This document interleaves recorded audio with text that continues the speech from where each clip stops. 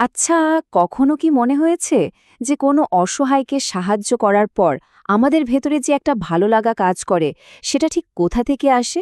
মানে এই যে আমাদের ঠিক ভুল বোঝার ক্ষমতা, এই নৈতিকতা, এর জন্ম কি হঠাৎ করে কোনো ঐশ্বরিক নির্দেশে হয়েছে, নাকি এর শেকড় আসলে আরও অনেক গভীরে আমাদের বিবর্তনের সেই লম্বা ইতিহাসে কোথাও লুকিয়ে আছে? এই প্রশ্নটাই কিন্তু আমাদের আজকের আলোচনার একেবারে কেন্দ্রে।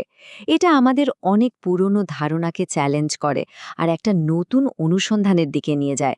চলুন এই যাত্রায় আমরা একসাথে এর উত্তর খোঁজার চেষ্টা করি। তো চলুন এবার আমরা সময়ের অনেক গভীরে ডুব দিই। অনেকটা প্রত্নতাত্ত্বিকদের মতো করে আমরা খুঁজে বের করার চেষ্টা করব আমাদের সুপ্রাচীন অতীতে লুকিয়ে থাকা নৈতিকতার প্রথম চিহ্নগুলো। বিখ্যাত নৃবিজ্ঞানী মার্গারেট মিড একবার একটা অসাধারণ কথা বলেছিলেন। আচ্ছা, সভ্যতার প্রথম চিহ্ন কি হতে পারে? কোনো মাটির পাত্র, নাকি ধারালো কোনো অস্ত্র? না, তিনি বলেছিলেন সভ্যতার প্রথম চিহ্ন হল একটা জোড়া লেগে যাওয়া উরুর হাড়। ভাবছেন কেন? কারণটা খুব সহজ, কিন্তু শুনলে অবাক হতে হয়। এর মানে হল যে মানুষটার হাড় ভেঙেছিল তাকে একা ফেলা দেওয়া হয়নি। কেউ একজন তার পাশে ছিল, তার সেবা করেছে, খাইয়েছে, হিংস্র পশুদের থেকে বাঁচিয়ে রেখেছে। এই যে নিঃস্বার্থ সেবা, এই যে সহানুভূতি, এটাই তো সভ্যতার আসল শুরু। আর এই সহানুভূতির প্রমাণ যে কতটা পুরনো তা শুনলে অবাক হতে হয়।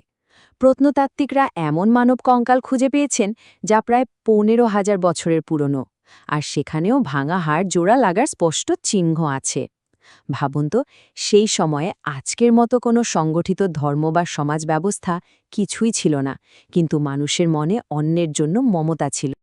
আর এই সহানুভূতির গল্পটা কিন্তু শুধু আমাদের প্রজাতি অর্থাৎ হোমো সেপিয়েন্সের মধ্যেই থেমে নেই। আমাদের আরও এক পূর্বসূরি প্রজাতি নিয়ান্ডারথালসের দিকে তাকালে তো আরও অবাক হতে হয়। ইরাকের জ্যাগ্রোস পর্বতমালার একটা গুহায় পাওয়া এক নিয়ান্ডারথাল কঙ্কাল পরীক্ষা করে দেখা গেছে সেই ব্যক্তি মারাত্মক সব আঘাত পেয়েও বেঁচেছিলেন বহুদিন। এটা তো কেবল তখনই সম্ভব যখন তার দলের বাকি সদস্যরা পরম যত্নে তার দেখাশোনা করেছিল। এই যে গভীর করুণা, এটাই হলো নৈতিকতার সেই আদিম ভিত্তি। বেশ, তাহলে মানুষের বাইরেও কি নৈতিকতার কোনো অস্তিত্ব আছে? চলুন এবার আমরা জীবজগতের দিকে একটু তাকাই আর দেখি আমাদের অন্য আত্মীয়দের মধ্যে এই মানবিক গুণগুলোর কোনো ছাড়া খুঁজে পাওয়া যায় কি না। ব্যাপারটা কিন্তু শুধু মানুষের মধ্যেই সীমাবদ্ধ না।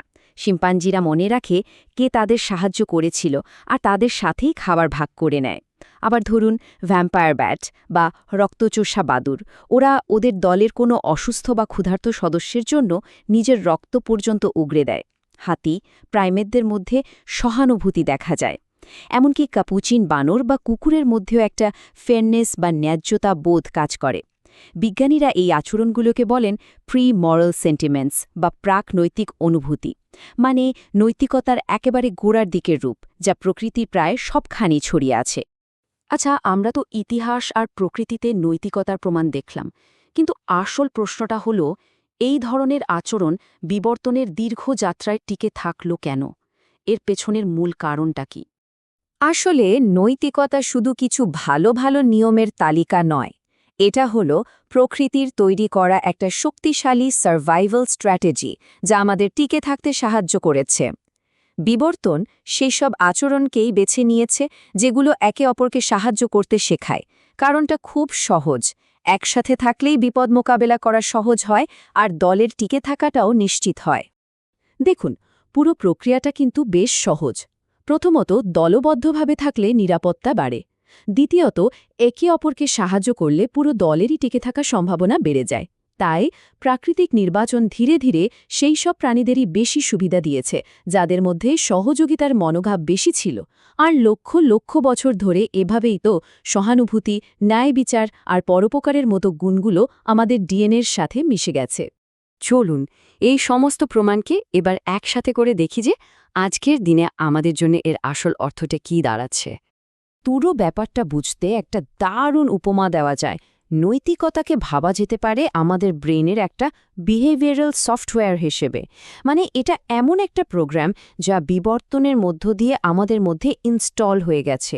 এটা সারাক্ষণ ব্যাকগ্রাউন্ডে চলতে থাকে, কোনো ম্যানুয়াল বা বইপত্র ছাড়াই আমাদের ঠিক ভুলের বোধটাকে গাইড করে। সমাজে একসাথে চলার জন্য এটা আমাদের একটা বিল্ট ইন ক্ষমতা। এই পুরো বিশ্লেষণ শেষে একটা গভীর প্রশ্ন আমাদের ভাবায়। যদি কোনো অন্যায় করার পরেও কারো মধ্যে বিন্দু মাত্র খারাপ লাগা বা অনুশোচনা বোধ না হয়, তাহলে তার মনুষ্যত্ব নিয়ে কি প্রশ্ন তোলা যায়? আমাদের নৈতিকতার সাথে আমাদের মৌলিক মানবিক প্রকৃতির সম্পর্ক ঠিক কতটা গভীর? ব্যাপারটা ভাবার মতো, তাই না?